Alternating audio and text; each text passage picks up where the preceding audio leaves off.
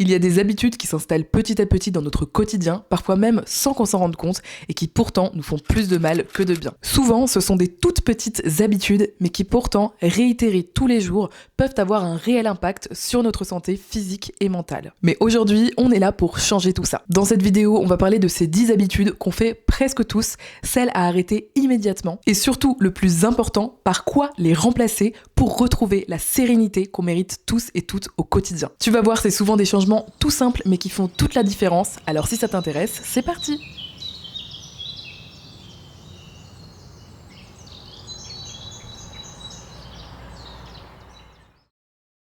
La première mauvaise habitude à arrêter immédiatement en 2026, c'est celle de laisser notre petite voix intérieure nous persécuter. Oui, parce que je sais qu'on est énormément dans ce cas-là, même si on en parle peu publiquement, à avoir des propos hyper violents envers nous-mêmes dans notre tête. Cette petite voix intérieure qui nous parle, qui nous dicte nos pensées et qui nous dit régulièrement qu'on est nul, qu'on n'a rien à faire ici, qu'on a tout raté, ce genre de choses. Eh bien ça, je ne vous apprends rien, c'est très mauvais pour notre santé mentale et surtout ça a un réel impact sur notre quotidien. Personnellement, pendant des années et des années, j'ai cohabité, j'ai vécu avec cette voix finalement de ma personnalité bien sûr dans ma tête qui me disait des choses hyper dénigrantes, des choses hyper méchantes et on va pas se mentir, des choses qui ne sont pas vraies. C'est un peu triste mais souvent on dit que les propos qu'on se tient à nous-mêmes dans notre tête, c'est des propos qu'on répète par rapport à ce qu'on a entendu lorsqu'on était plus jeune, notamment dans notre enfance. Quand on est enfant, on retient souvent ces choses négatives qu'on a pu nous faire percevoir, qu'on a pu nous dire, qu'on a pu entendre et souvent on les intègre comme une part de notre personnalité, on pense qu'elles sont vraies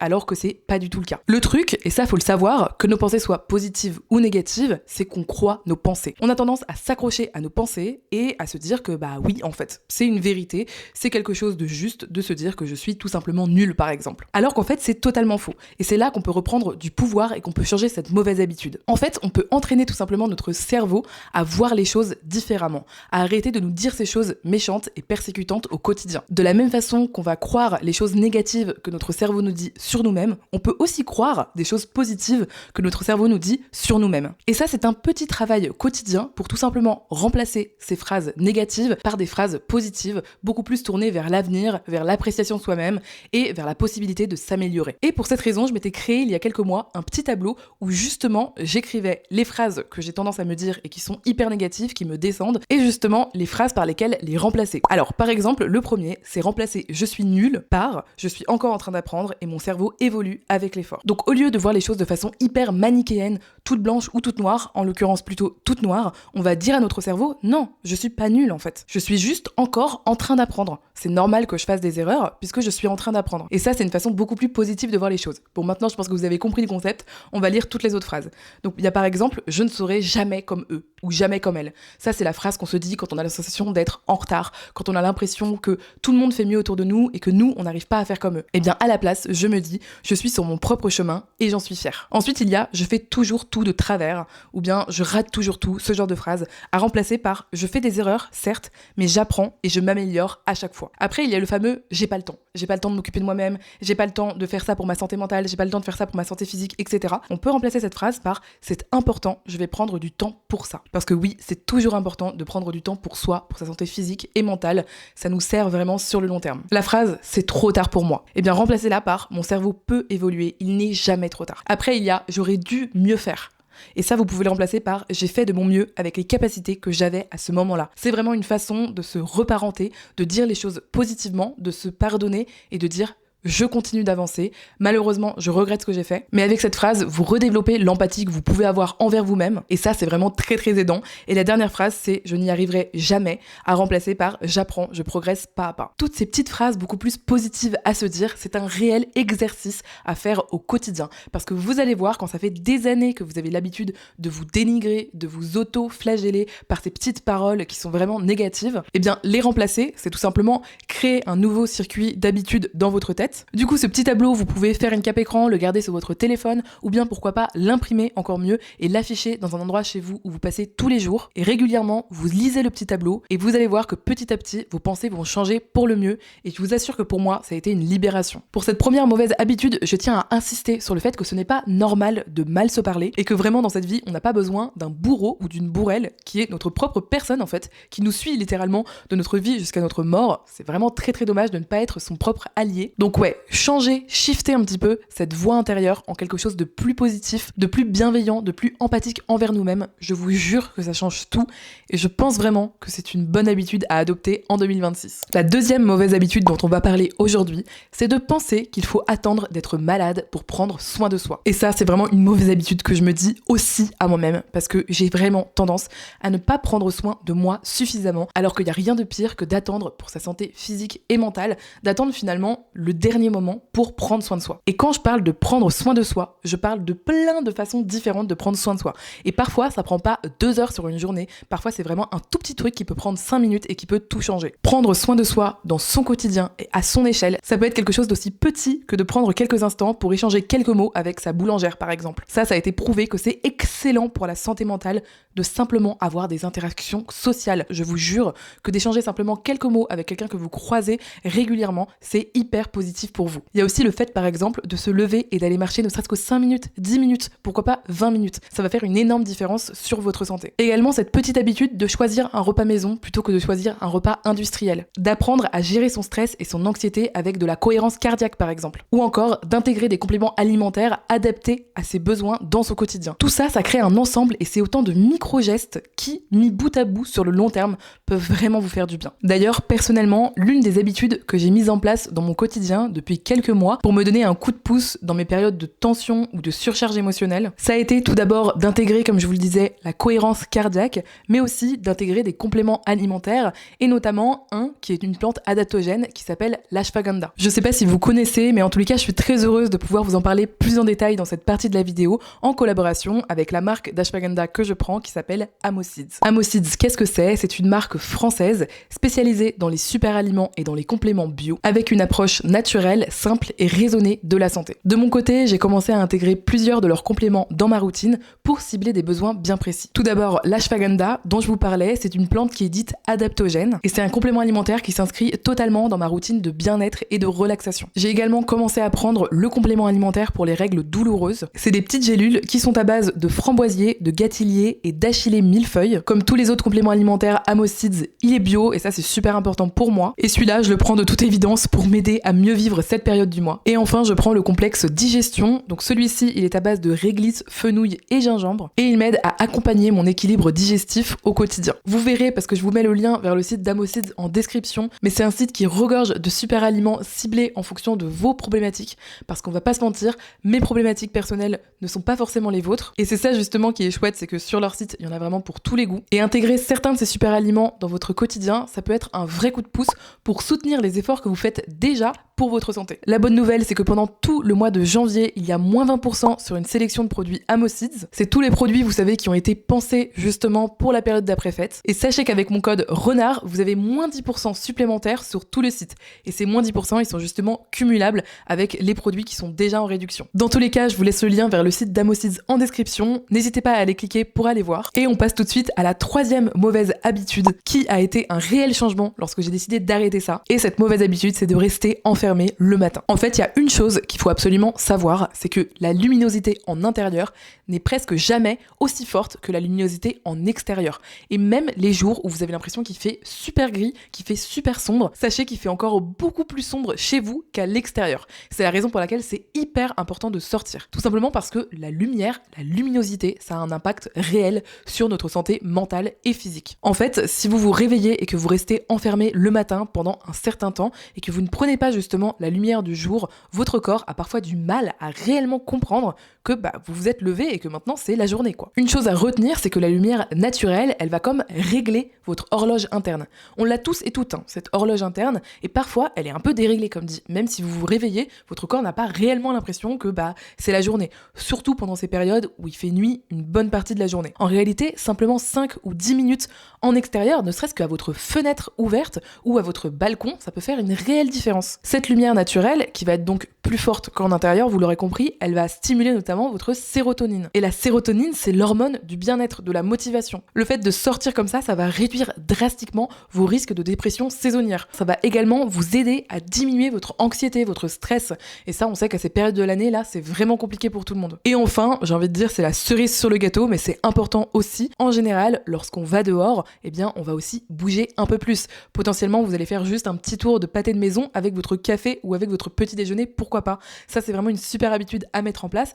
Et donc, vous allez tout simplement marcher, mettre en marche aussi votre corps, votre circulation sanguine, et ça, c'est hyper bon pour vous. Donc ouais, vraiment un truc à retenir, dès que vous vous réveillez le matin, faites comme les fleurs, essayez à tout prix de chercher la lumière, et je vous assure que ça, c'est une toute petite habitude, mais qui peut faire toute la différence. La quatrième mauvaise habitude, et celle-là, peut-être qu'il y a certaines personnes qui n'auront pas envie de l'entendre, mais je vous jure qu'elle est primordiale et qu'elle peut tout changer à votre motivation dans votre vie, à la façon dont vous gérez votre vie, dont vous prenez vos décisions. Et cette mauvaise habitude, c'est de ne jamais mettre ses limites dans ses relations sociales. Honnêtement, j'ai été cette personne à ne pas mettre mes limites, à ne pas finalement me protéger de ces personnes qui, si on leur met pas des limites, malheureusement, vous bouffent. Et je peux vous dire que parfois, ne pas savoir tout simplement mettre ses limites, dire stop là où il faut dire stop, c'est la meilleure façon de laisser entrer les problèmes dans votre vie, de mal dormir la nuit, de pas réussir, comme dit, à avoir de l'énergie pour sa propre vie, pour les propres choses positives qui se passent dans notre vie. Et surtout, c'est une perte d'énergie incommensurable. Alors que parfois, il suffit juste de savoir poser ses limites et de dire là, tu vas trop loin, c'est pas ok pour moi. Voilà l'espace où c'est ok pour moi. Si tu dépasses cette limite, malheureusement, on va pas pouvoir continuer. Le problème, bien sûr, c'est que parfois, on a évolué dans un environnement depuis des années, depuis qu'on est petit, où on n'a pas du tout appris ce que c'était de mettre ses limites. Et donc, si c'est votre cas et que vous savez pas exactement comment poser vos limites, que vous sentez que dès que vous essayez, c'est difficile pour vous, que vous vous énervez, ce genre de choses, n'hésitez surtout pas à consulter ce livre. C'est un livre vraiment très très bien fait qui vous apprend à poser vos limites de façon calme, de façon claire, et vous allez voir, ça va changer votre vie. Bien évidemment, on va pas se mentir, le mieux sur le long terme, c'est vraiment de choisir ses relations en fonction justement de personnes qui ne vous pousse pas trop souvent à devoir réétablir vos limites parce que ça reste quand même fatigant. Et ça, je pense que vous le ressentez très bien dans votre vie. Il y a des personnes qui entrent dans votre vie et c'est juste simple avec elles. Parce qu'il y a des personnes qui naturellement respectent les limites de l'autre. Oui, ça existe. Et à l'inverse, il y a des personnes qui sont tout le temps en train d'essayer de pousser, en train d'essayer de faire des choses qui ne sont pas ok avec vous. Et vous êtes en mode, franchement, je pensais que cette limite-là, elle était assez claire, même si je me suis pas exprimée clairement dessus, ça me paraissait évident. Et pourtant, apparemment, c'est pas évident pour tout le monde. Donc parfois, c'est nécessaire justement d'affirmer ou de réaffirmer ses limites. Parfois, ça vaut le coup de juste arrêter les relations, mais parfois aussi, on est un peu obligé, entre guillemets, de relationner avec certaines personnes parce qu'elles font partie de votre travail, des personnes que vous fréquentez au quotidien, dans tous les cas, de vos voisins, de votre famille ou que sais-je. Et du coup, dans ces cas-là, je vous jure que ça sauve de pas être rongé par cette relation et de juste apprendre à poser ses limites. Je vous ai conseillé un livre pour apprendre à poser ses limites de façon simple, mais je propose de vous donner quelques petits exemples comme ça. Sachez que c'est des choses qui peuvent se faire parfois avec des professionnels de la santé mentale. On peut vous donner une fiche où il y a écrit dessus précisément comment poser ses limites de façon simple, mais là on va faire des petits exemples pour que vous puissiez voir un petit peu si ça vous parle pas trop. Par exemple, il y a des personnes, à chaque fois qu'on les voit, elles nous parlent de choses très difficiles, de choses traumatiques, et même si c'est très très triste pour elles et qu'on souhaite les aider, on remarque que c'est hyper difficile pour nous-mêmes d'entendre en fait ces choses-là parce que ça a un réel impact sur nous, ça nous perturbe,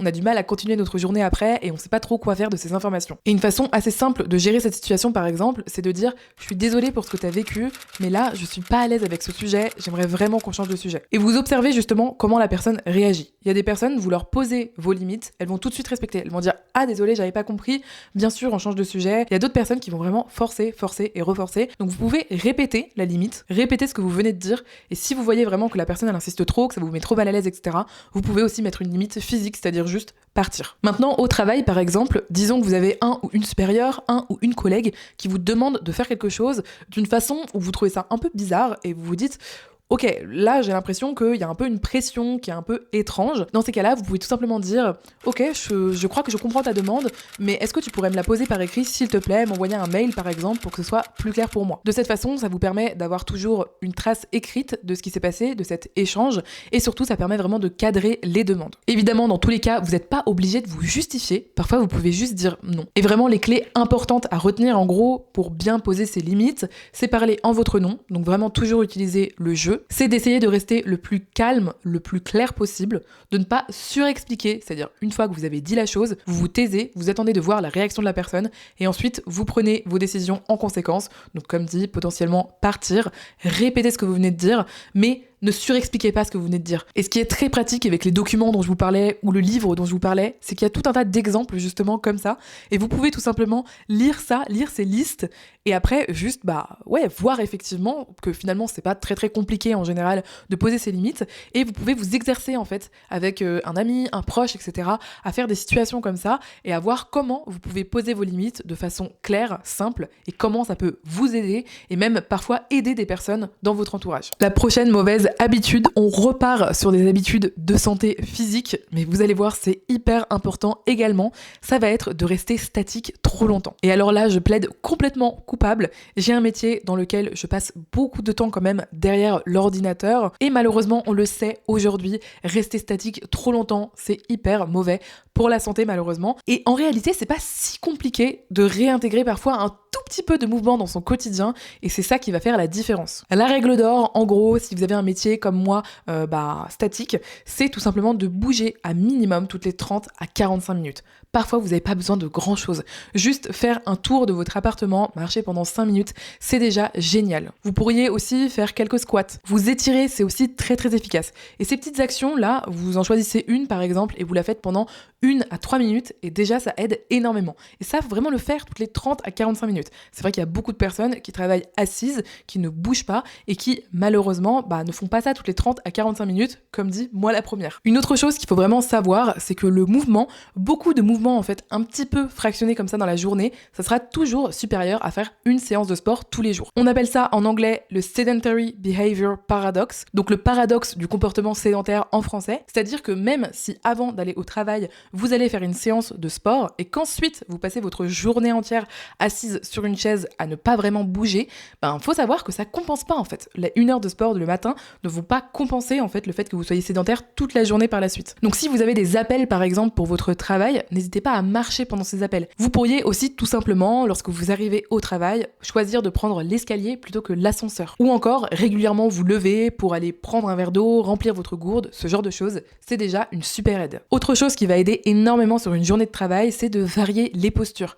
N'hésitez pas à demander à votre employeur de mettre en place un bureau assis debout par exemple. Donc vous pouvez passer du temps assis, passer du temps debout, varier entre les positions et ça c'est super efficace pour casser un petit peu ce truc de sédentarité. Il y a aussi le stepper, vous savez, je crois que ça peut s'acheter d'occasion pour vraiment une bouchée de pain. Vous le mettez sur votre bureau, vous bougez en fait vos pieds comme ça va juste bouger un petit peu vos jambes. C'est vraiment pas grand chose, mais en réalité c'est une énorme aide au quotidien pour briser cette sédentarité. Et après vous pouvez aussi mettre en place toutes les 30-45 minutes des mini-routines. Vous allez faire toujours la même chose, mais ça va vous aider. Donc vous allez par exemple bouger vos épaules comme ça. Vous allez vous lever et faire des petits cercles avec vos hanches. Vous pouvez aussi bouger vos chevilles, faire un petit peu ces mouvements-là avec vos chevilles, avec vos poignets. Et vous pouvez vous étirer tout simplement. Ça va prendre 2 à 5 minutes. Vous le faites toutes les 30 à 45 minutes et ça va faire une réelle différence sur votre santé physique. Avec tous les exemples que je vous ai donnés, vous pouvez voir en quoi cette mauvaise habitude, elle est relativement facile, on va dire, à briser et elle fait un réel impact sur le long terme, sur la santé de votre corps, sur vos maux de dos par exemple, sur l'atrophie musculaire, ce genre de choses. On arrive déjà à la 6e mauvaise habitude à arrêter immédiatement et si t'es arrivé jusque là dans la vidéo, a priori ça veut dire qu'elle te plaît, peut-être qu'elle t'a appris quelque chose.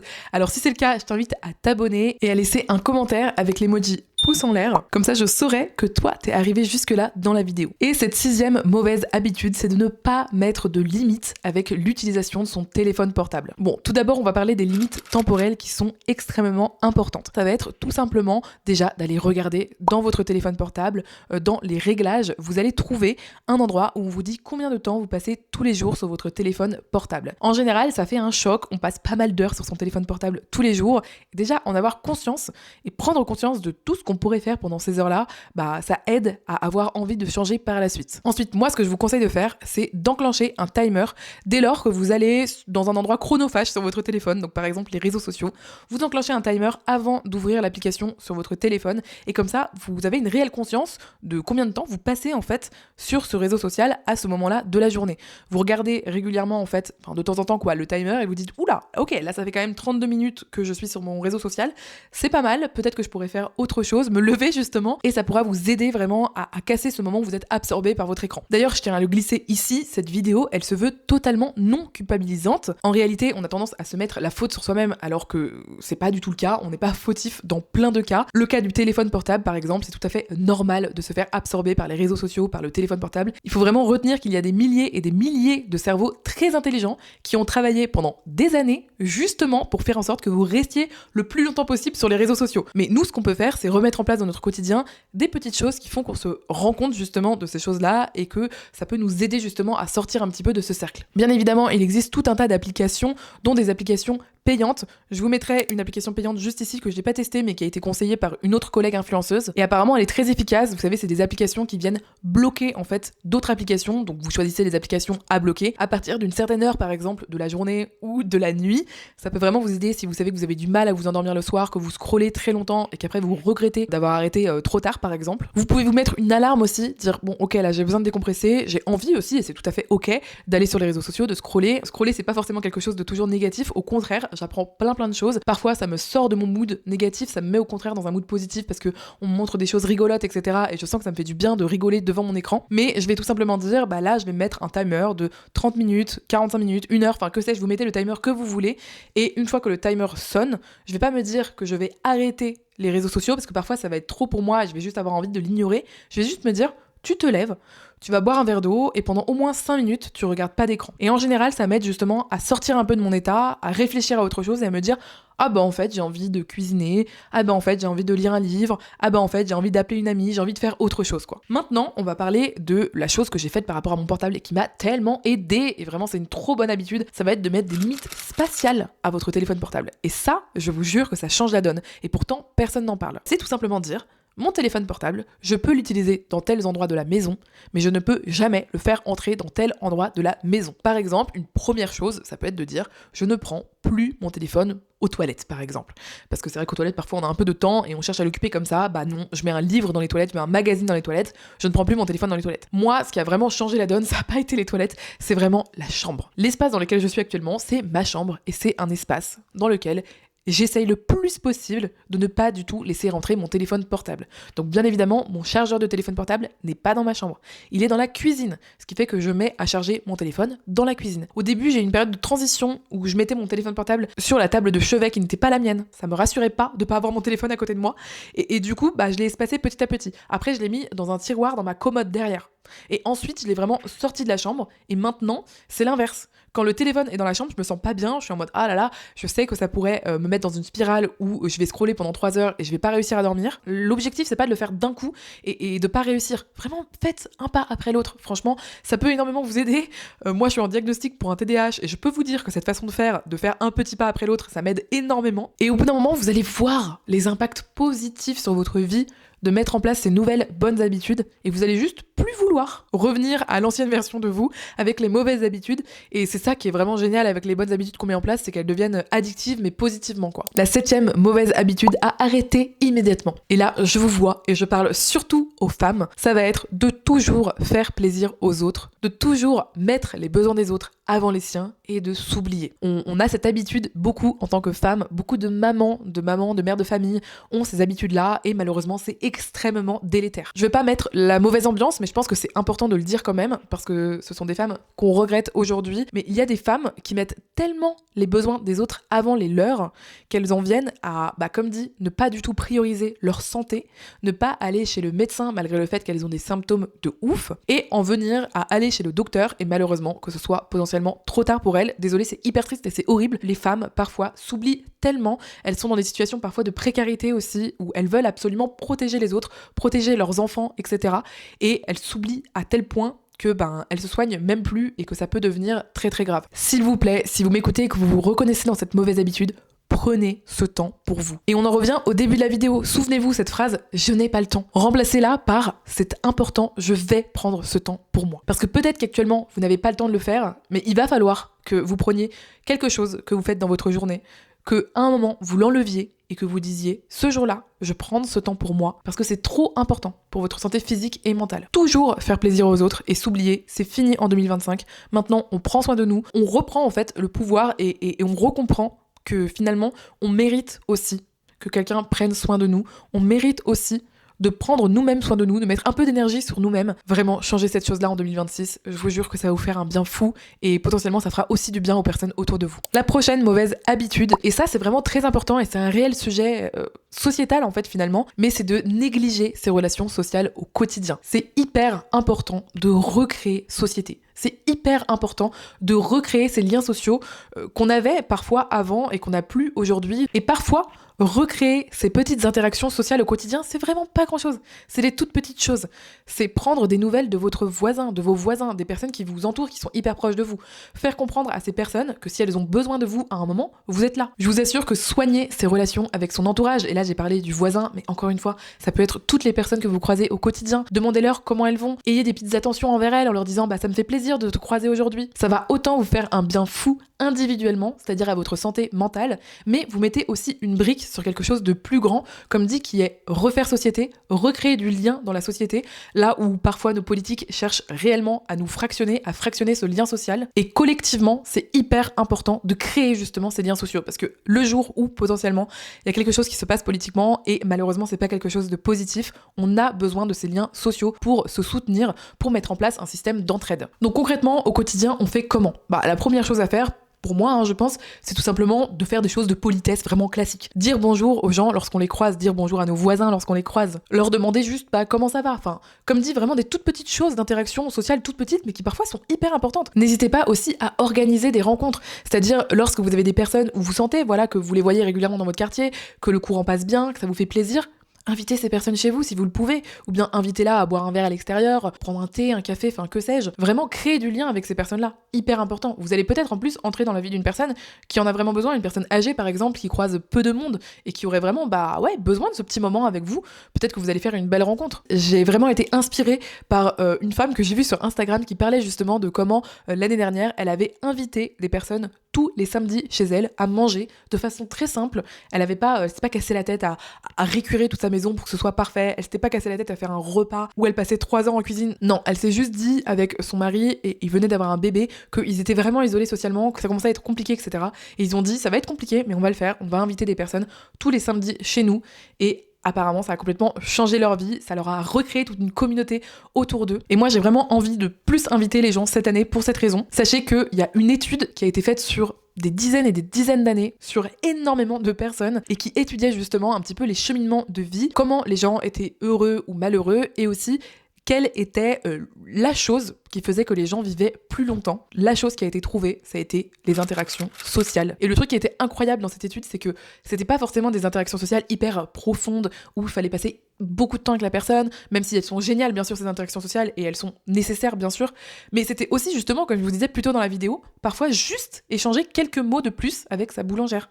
Parfois juste dire bonjour à son voisin. Ça, déjà, ça avait un énorme impact positif dans la vie des gens. La 9e mauvaise habitude, ça va être de se comparer avec les autres, et de se descendre, de toujours penser que les autres font les choses mieux que nous. Il y a plusieurs choses vraiment à intégrer là-dedans pour comprendre que c'est vraiment une habitude hyper délétère pour sa santé mentale, et surtout d'arrêter définitivement cette habitude. La première, c'est vraiment de se dire qu'on ne connaît pas la vie des personnes. Ce que vous connaissez de la vie des personnes, même les personnes les plus proches de vous, c'est toujours un pourcentage de la réalité et c'est jamais toute la vie de la personne. Dans la plupart des cas, on projette des choses sur les autres et ces projections, elles sont totalement fausses. On a souvent l'impression que les autres réussissent leur vie, que c'est incroyable, que waouh, ils viennent de se marier, ils sont hyper heureux, ils ont des enfants. Et en fait, derrière, vous ne savez pas, vous ne connaissez pas les disputes, vous ne connaissez pas les difficultés. Et donc vous allez envier quelque chose qui est juste une image, qui ne correspond pas à la complexité de la vie. J'en avais déjà parlé dans une autre vidéo sur la santé mentale, parce que j'en ai fait plein sur cette chaîne. D'ailleurs, je vous mettrai cette vidéo dans une playlist, et si vous voulez aller voir d'autres vidéos, n'hésitez pas à le faire après celle-ci. Mais je vous disais justement, par exemple, les influenceurs, les influenceuses,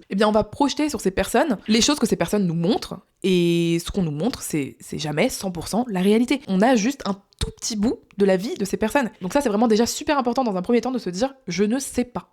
Je crois savoir, j'ai l'impression de savoir, mais en fait j'ai juste des fragments de vie de cette personne et je n'en sais rien. Je ne sais pas ce qu'elle a vécu dans son enfance, je ne sais pas quel traumatisme potentiellement elle a dû surmonter, je ne sais pas ce à quoi elle fait face aujourd'hui, je ne sais pas, et donc je ne peux pas envier et finalement créer une fausse image de quelque chose que je ne connais pas. La deuxième chose à intégrer pour définitivement arrêter de se comparer et de penser que les autres font mieux que nous, c'est ce truc où on se sent toujours à la traîne et on a l'impression que les autres sont toujours plus avancés que nous dans leur vie et on se dit mais pourquoi moi je suis à cet endroit-là dans ma vie alors qu'au même âge cette personne elle a beaucoup plus de choses que moi. Ça c'est vraiment à intégrer, chacun à son cheminement de vie. Parfois par exemple t'as des personnes qui vont faire des études hyper prestigieuses, on va se comparer à elles, on va dire waouh moi j'ai jamais réussi à faire tout ça et en fait on se rend compte encore une fois que 3 ans après en fait cette personne elle aimait pas du tout son travail, elle était ultra malheureuse et elle fait totalement autre chose. Donc ouais, se comparer aux autres et se servir de ça pour se descendre, en 2026, c'est non, on laisse cette mauvaise habitude et on se souvient que 1, on ne connaît pas la vie des autres et que de 2, chacun a son propre cheminement. Et enfin, la 10e mauvaise habitude à arrêter immédiatement, et c'est peut-être l'une des plus importantes de cette vidéo, c'est de penser quand on veut, on peut, et de se forcer à faire les choses tout en se disant mais c'est pas une question de motivation, je ne peux pas compter sur ma motivation, je dois compter sur ma discipline. Cette mentalité de penser quand on veut, on peut, de penser il faut que j'ai de la discipline, sinon je peux pas compter sur ma motivation, etc. C'est la meilleure façon de vous mener vers un très mauvais état mental. Tout d'abord, la phrase « quand on veut, on peut ». Sachez que tout ça, ça a été étudié scientifiquement, et c'est l'inverse. En réalité, c'est quand on peut, on veut. Parce que oui, pour pouvoir faire quelque chose, il faut d'abord le pouvoir, tout simplement. C'est pas une question de vouloir. Il y a plein de choses qu'on ne peut pas faire et qu'on ne pourra jamais faire. Et c'est ok, et c'est normal en fait. Il faut arrêter de se dire non, mais si je le veux suffisamment fort, si je travaille suffisamment, je vais l'avoir. Non, vous n'aurez jamais la fortune de Bernard Arnault par exemple. Si je veux prendre un truc un peu ridicule, mais qui peut-être peut vous aider à le comprendre, même si vous voulez demain voler avec vos bras, vous ne pourrez pas le faire tout simplement. À l'inverse, si vous pouviez les faire, peut-être que vous auriez envie de le faire en vous disant ouais, j'ai envie de voler. Maintenant, un exemple beaucoup plus concret qui a été observé d'un point de vue politique à l'échelle d'une société, ça a été de dire on veut que les gens utilisent plus le vélo en ville. Par exemple, ça a été le cas à Paris, il y a eu une volonté politique à un moment pour que les gens utilisent plus leur vélo pour désengorger un petit peu la ville. Eh bien, on avait l'impression que les gens avaient envie de ça et pourtant ça ne changeait pas. Le jour où on a mis en place les stations de Vélib, eh bien les gens ont commencé à prendre beaucoup plus le vélo parce que, encore une fois, ils pouvaient, donc ils ont voulu. Et c'était pas l'inverse. Je pense à l'exemple également du sport. On va se dire, il faut absolument que j'ai de la discipline dans le sport, que je me force, même si aujourd'hui j'ai pas envie d'y aller, il faut que j'y aille, etc. Mais ça, c'est la meilleure façon de se blesser et de se faire du mal, tout simplement. Si en fait vous avez un problème de motivation, c'est ça qu'il faut traiter. Parce que en réalité, si vous avez un problème de motivation, c'est qu'il y a quelque chose qui va pas. C'est que en fait, vous avez peut-être une mauvaise santé mentale au moment M, et c'est important de le prendre en compte, et c'est important peut-être de se faire aider, etc. Et c'est tout à fait ok, tout simplement. Vous allez voir que si vous traitez ce problème de motivation, que vous comprenez d'où vient ce manque de motivation, d'où vient ce manque d'énergie, d'où vient ce manque de créativité, etc., et que vous traitez ce problème-là, peut-être que vous avez juste besoin de repos, par exemple, et bien après, vous allez retrouver la motivation. Donc il faut d'abord traiter le problème à sa source au lieu d'essayer de toujours forcer.